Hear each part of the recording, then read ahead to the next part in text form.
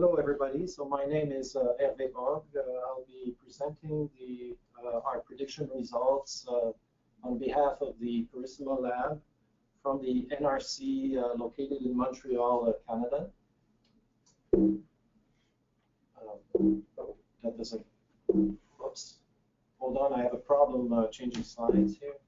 You just have to actually click on your PowerPoint presentation, I think. All right, hold on a second. So, okay, so I got this one. All right. So we are a group of 6 researchers and computer scientists doing molecular modeling here. Our main focus has recently drifted towards biologics and antibody modeling, but we are still very interested in the small molecule activities that we used to actually do extensively. Our group participated in many of the previous competitions, the challenges. We generally appreciate these blind tests, which allow us to learn from other people's group, and also allows us to test our in-house developed technologies. So in this contest, we applied the tools, the docking and scoring tools, which we generally use for our applications in-house. The main docking engine is called, we call it Wilma, is the characteristics of it is essentially that it will exhaustively examine all the rotational and translational, as well as the conformational states of the ligand against the target. So it is fed by Omega from OpenEye, the conformational ensembles produced by Omega, and then using a pre-computed grid, it really rapidly filters out clashing or non-interacting poses from the set. All the other poses are systematically scored and ranked. The scoring function is a basic 4-term expression with van der Waals, an electrostatic term, an anisotropic H-bar term, and a penalty term for buried polar groups. So Wilma was designed for virtual screening runs on tens of millions of compounds in large libraries, so it was designed for optimal speed. Typically, a ligand will run in less than a minute. It has been tested in multiple situations. Many can be referred in the previous challenges. Typically on this, for example, on the Caesar 2010 set, in a self-docking experiment, Wilma will put back as the first pose over 70% of the time within 2 angstrom. The scoring side of our engine is the SIE, which stands for solvated interaction energy. It is a rigid extraction approach where the electrostatic and solvation energy is computed using a boundary element solution of the Poisson equation. So it contains very few terms, so the electrostatic term, the surface area term as well. It has been trained on 99 protein ligand complexes. Many years ago, we have not modified the weights on this scoring function since. It's been used by independent groups for independent predictions and has consistently provided reasonable results. We even now use the same approach to address some of the interprotein interactions in antibody optimization. So how did we do this time with our tools? So this is the pose 1 results. So it seems that we managed to perform fairly well, ranking I believe 6th or 7th on the average scale here. But of course, the average does not really tell us much about the underlying performance. So here I show in this table the compounds our performance on each compound. So the table is ranked according to the third column, which shows the our RMSD of our prediction. The last column indicates how many teams actually managed to dock the ligand within 3 angstrom to this solution. So the red lines indicate our failures or misdocked compounds.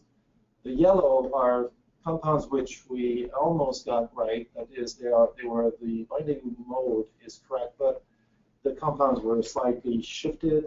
And then in green are the compounds that we actually got pretty much correct. Of course, some of them have small flips of small rings and small modifications. But in the following slides, I will focus mainly on the yellow, especially the spiral compounds, which we almost got right, but not quite. And also say something about the failures. There's one thing to note is our failures were very popular failures among all the contestants.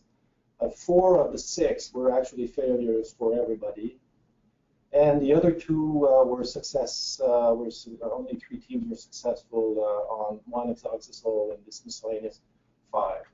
Similarly, we managed, it seems, to properly place one of the sulfonamides, sulfonamide 15. Out of the 3 teams, we ranked it second with 1.6 angstrom. Okay, so so before I begin, this is essentially the targets that we selected for the docking run. So we went to the PB and fetched these 26 structures that had reasonable quality, and we aligned them on the APO structure, stripped out the water, and add capping groups and so on. And you defined a common box that contained all the internal cavities of all these structures, and used the same region, same box for every target. So we can summarize the cross-docking, because what we essentially did is we docked all the ligands on all these 26 targets, including the APO structure. And this heat map here shows the results of our cross-docking results. So the color code indicates the SIE score of our top pose for a ligand on a given target. And of course, the ligands are organized by classes, similarly for the targets. I must say here that the number of ligands that we have is more than the 102 from the competition, because we supplemented with other ligands that were from the literature. Many of them are benzimidazoles, and a few of the others as well. So one observation that we can make immediately is that clearly the ligands of a class select favorably the targets from their own class. This is true for the benzimidazoles, even though it's a bit dimmer here, but it's true also for the indole set. The oxazole, most of these oxazoles as well, the steroid as well. Now for the spiral, the sulfonamides, we cannot say, since there are no targets of this class in the 26 structures that we used. Now, to look at this a little more closely, we will zoom into this region a little bit so that it's a little more visible. So the first thing I would say is examine our failures, so our 6 compounds that we actually failed on.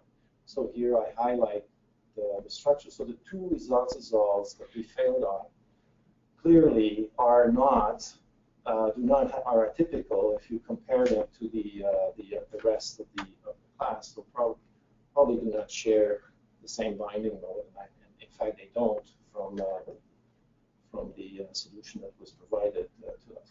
But the other thing that's more interesting and is important to point out is that in fact these structures do not provide any binding signal on any of the 26 structures that we had. So they were effectively non-binding anywhere in these sets, and that's why it's blank. And similarly, the same can be said with another of our failures, which is FXR1, which using our protocol provides zero signal all across the target. So, and the three miscellaneous as well, which do not bind anywhere. So in fact, in our first run, we ended up with these 6 candidates, not knowing where to actually place them. And we went for actually forcing these oxazoles onto these oxazole consensus state, which was a bad idea here. And we did the same for the sulfonamide, which was also a bad idea. And for the other 3, it was pretty much anybody's guess.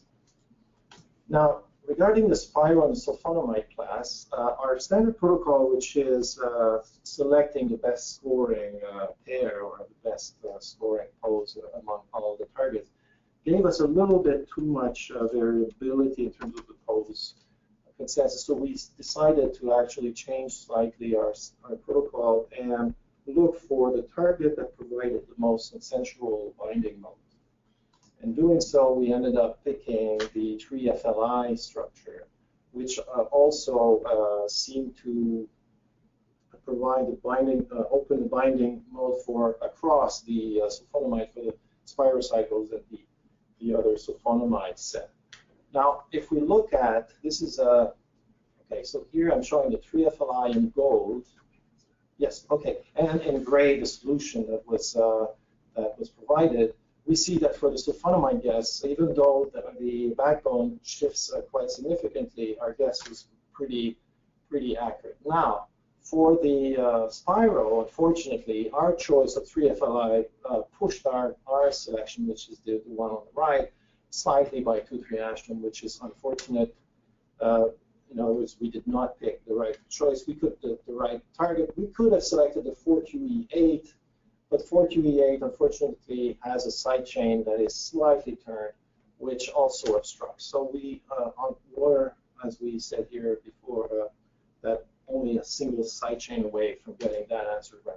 Anyway, putting all the targets that was provided to us with the previous 26, we see, for example, that the spiro set finds their preferred target, like the other sets. The sulfonamide is not as evident, but it's still a reasonable fit. So going back to the plot, we can say that assuming we would have had a little more sampling on the side chain side, most likely these targets would have fell in place. Now, regarding a quick word on our affinity prediction, we did an average, pretty much an average result, which was for us pretty expected, since here the target changes significantly upon binding and is not a factor that we normally account for in our rigid extraction model. So really, the quick conclusion, of course, is as we know, docking is easier than scoring, and that confirms this experiment, this exercise demonstrates this again. Also, that any single FXR structure would have led to a significant amount of false negatives, that we would not have been able to capture many of the classes with a single representative of the structures. And finally, that the sidechain sampling should improve docking accuracy. This is something we will, if we have the chance in a more deeper post-analysis examine, is how far could we push the docking accuracy if we incorporate sampling of the sidechains within the docking procedure. So I thank you, everybody, for listening. Thank you.